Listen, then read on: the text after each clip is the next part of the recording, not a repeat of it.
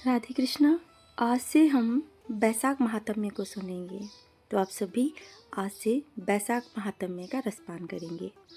मनुष्यों में श्रेष्ठ नर और नारायण को नमस्कार कर और देवी सरस्वती तथा व्यास जी को प्रणाम कर उनकी जय बोलती हूँ। सूत जी बोले, परमेष्ठी ब्रह्मा के पुत्र नारद जी से राजा अम्बरीश ने पवित्र वैशाख महात्म्य को पूछा। राजा अम्बरीश बोले, हे ब्राह्मण, जो संपूर्ण महीनों के महात्म्य वर्णन किए वह मैंने अच्छी तरह से आपके सुन लिए हैं। सभी महीनों में बैशाख मास श्रेष्ठ होता है, अतः बैशाख का महात्म्य विस्तार से कहिए, मुझे सुनने की इच्छा है।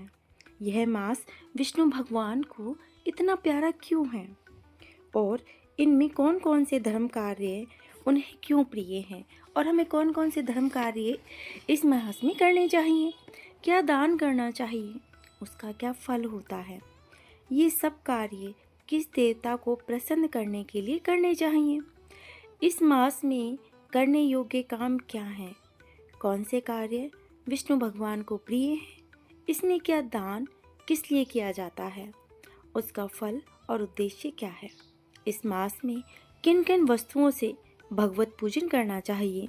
तो हे नारद, आप मुझे विस्तार पूर्वक सारी बातें बताइए, मैं आपकी सारी बातें श्रद्धापूर्वक सुनूंगा। नारद जी कहते हैं कि हे राजन, सभी महीनों का महात्म्य पहले विष्णु जी ने लक्ष्मी जी से किया था, जो मुझे ब्रह्मा जी ने कहा। सब महीनों में कार्तिक, माघ और बैशाख मास श्रेष्ठ हैं। इन तीनों में भी बैसाख मास सबसे अधिक श्रेष्ठ माना गया है। यह महीना माता के समान सब जीवों को अभिष्ट फल देने वाला है। इस महीने में दान, यज्ञ, व्रत और स्नान करने से सभी पापों का नाश हो जाता है। यह महीना धर्म, कर्म, यज्ञ और तप का सार होता है। इसकी देवता भी प्रसन्नता करते हैं।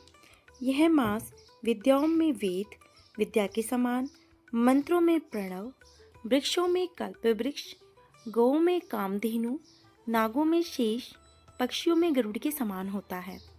देवों में विष्णु, वर्णों में ब्राह्मण, प्रिय वस्तुओं में प्राण और मित्रों में भार्या के समान होता है। नदियों में गंगा के समान, तेजस्वियों में सूर्य, शास्त्रों में चक्र, धातुओं में सुवर्ण, वैष्णवों में शिवजी के समान, रत्नों में कौस्तुभ मणितुल्य, धर्म के लिए सबसे उत्तम मास है। इस मास के समान विष्णु भक्ति उत्पन्न करने वाला और कोई महीना नहीं है। मेष की संक्रांति बैसाख मास में सूर्योदय से पहले जो मनुष्य स्नान करता है उससे विष्णु भगवान लक्ष्मी जी सहित अत्यंत प्रसन्न होते हैं। जैसे अन्न से सब प्राणी प्रसन्न रहते हैं, वैसे ही बैसाख स्नान से निसंदेह विष्णु भगवान प्रसन्न होते हैं। बैसाख स्नान करने वाले मनुष्य और जो उनका अनुमोदन करता है वह भी सब पापों से छूटकर विष्णु लोक को जाता है। मेष राशि के सूर्य में प्रातःकाल एक बार भी स्नान कर जो मनुष्य आहुति करता है वह महापापों से छूटकर विष्णु लोक को प्राप्त होता है। बैसाख मास में स्नान करने के लिए जो मनुष्य एक पग भी चलता है उसे 10,000 अश्वमेध यज्ञ करने का फल मिलता है, इसमें संदेह नहीं है। या फिर एकाग्रचित हो जो ऐसा संकल्प भी करता है उसे भी निसंदेह 100 यज्ञ का पुण्य मिलता है। बैसाख स्नान के लिए धनुष बराबर भी जो मनुष्य चलता है वह संसार के बंधनों से छूट वैकुंठ धाम को प्राप्त होता है। ब्राह्मण भर में जितने तीर्थ हैं, हे राजेंद्र, वे सब नगर बाहर के थोड़े से जल में भी रहते हैं। अर्थात बैसाख मास में स्नान के लिए किसी भी तीर्थ में न जा सकें तो बाहर किसी भी जलाशय में स्नान करना चाहिए। यम की आज्ञा से शास्त्रों में लिखे पाप उसी समय तक गरजते हैं जब तक मनुष्य बैसाख स्नान नहीं करता। तो हे राजन, विष्णु भगवान की आज्ञा से बैसाख मास में तीर्थ आदि के अधिष्ठाता देवता सूर्योदय से पहले उठना चाहिए।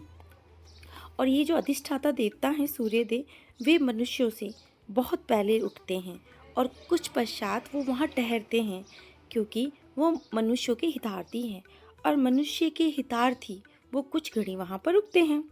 तो हे राजेंद्र, उस समय तक भी जो लोग स्नान के लिए नहीं आते वे उनको दारुण शाप दें अपने स्थान को चले जाते हैं, इसलिए बैसाख स्नान अवश्य करना चाहिए। इस अध्याय में यह बताया गया कि बैसाख मास में स्नान दान का क्या महत्व है। आइए जानते हैं अब बैसाख महात्म्य की कुछ बातें। स्नान और दान। बैसाख में सूर्य के मेष राशि में रहने के दौरान रोज सुबह पवित्र नदियों में स्नान करना सर्वोत्तम माना गया है।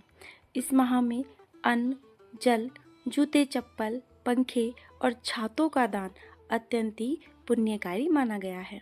भगवान विष्णु की पूजा। इस मास में माधव श्री हरि विष्णु की पूजा की जाती है, क्योंकि बैसाख माह श्री हरि विष्णु को बहुत पसंद है। इस महीने की जाने वाली पूजा से विष्णु जी प्रसन्न होकर सुख समृद्धि देते हैं। कथा श्रवण। बैसाख पूर्णिमा तक रोजाना बैसाख मास महात्म्य की कथा सुनने का नियम है। अक्षय तृतीया, बैसाख पूर्णिमा और गंगा सप्तमी इसी महीने में आते हैं, जो विशेष करके फलदायी होते हैं।